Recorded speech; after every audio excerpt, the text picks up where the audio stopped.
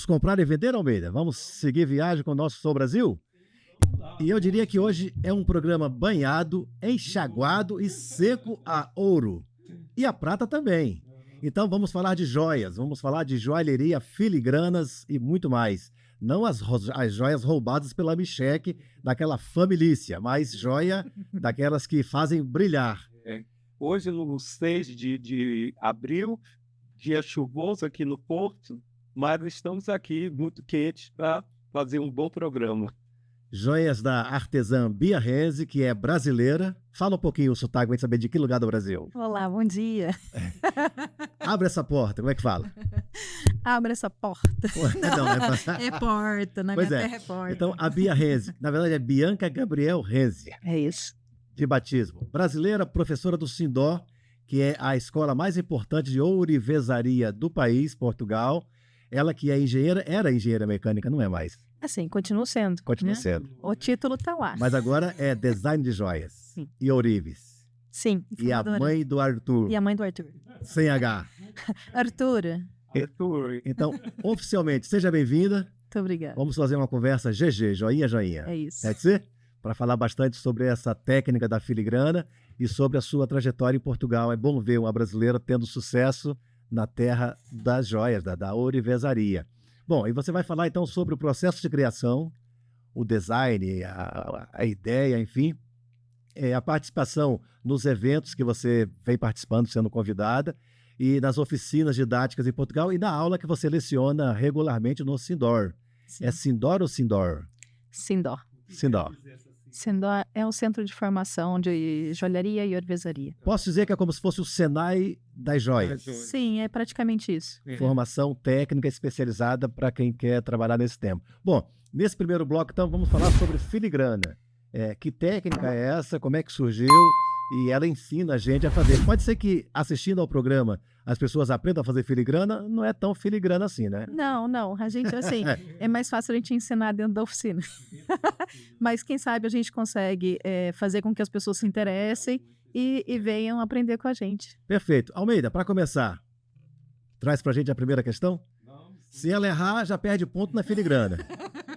Me diga uma coisa, a técnica utilizada tanto na universitaria quanto na indústria de papel, artes gráficas, etc., na ourivesaria consiste na aplicação de fios de ouro ou prata entrelaçados e soldados delicadamente, trocando em miúdos o que é filigrana. Traduz pra gente. A filigrana é uma técnica em que a gente trabalha com...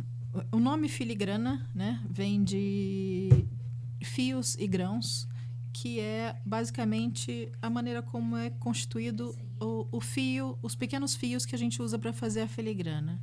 É uma técnica em que a gente usa fios muito finos, assim, da espessura do cabelo, mais ou menos. E eles são... A olho nu? Sim, a olho nu. A gente usa fios com 0,20 milímetros de espessura, que são entrelaçados os dois, e depois a gente faz com que eles sejam amassadinhos, para que eles fiquem bem mais fininhos, numa espessura de 0,14, 0,15 mais ou menos, e a gente usa isso fio a fio, construindo como se fosse uma renda a nossa peça de filigrana. E como é que você consegue, com uma peça tão fina, trabalhar isso de maneira... Há muito prejuízo, muita perda de material, não? Não, porque a vantagem da ourivesaria, da joalheria, é que todos os materiais eles são reutilizáveis. A gente funde e volta a trabalhar de novo com eles. Então, assim, a gente recupera tudo que a gente trabalhou, os restos, as limalhas, e depois a gente funde e continua trabalhando. Perfeito. Historicamente, você diria, quando é que surgiu essa técnica, ou desde quando? É algo muito antigo ou é algo modernoso? Assim, eu confesso que no Brasil nunca tinha ouvido falar em filigrana. Não. E ainda não percebi muito bem do que se trata. Me parece que é algo muito delicado e eu ia estragar toda a bancada.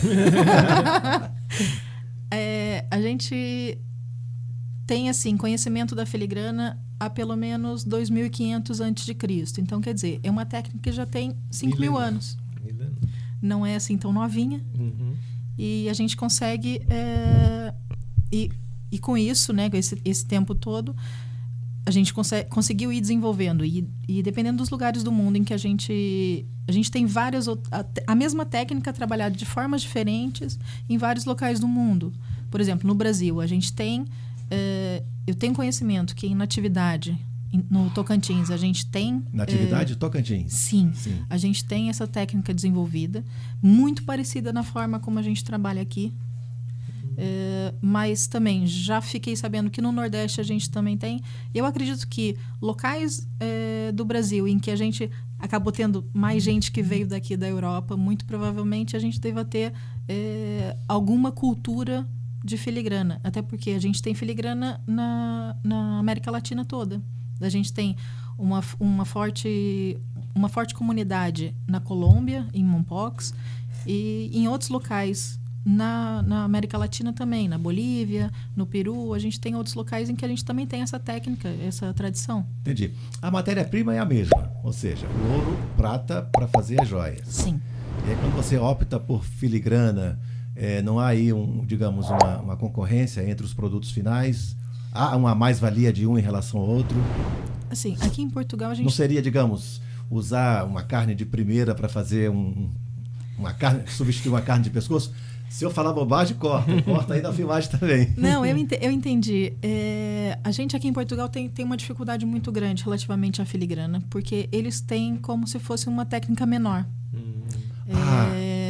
Porque considera uma técnica inferior. Exatamente. Apesar do trabalho, que não é um trabalho, trabalho simples, e é uma coisa que leva tempo. Muito mais artesanal. Sim, mas assim, eu acho que por conta de ser uma coisa muito comum aqui em Portugal, com o tempo isso acabou perdendo esse frescor e esse trabalho artesanal acabou perdendo seu valor. E hoje uma das coisas que eu faço, inclusive, é isso. Eu tento conscientizar as pessoas que eu estou ensinando que isso não é uma coisa assim tão simples quanto parece e não deveria ser uma arte menor. Sim. Quando você fala Portugal, você fala do consumidor, de quem compra as joias, de quem produz? De quem compra. De quem compra.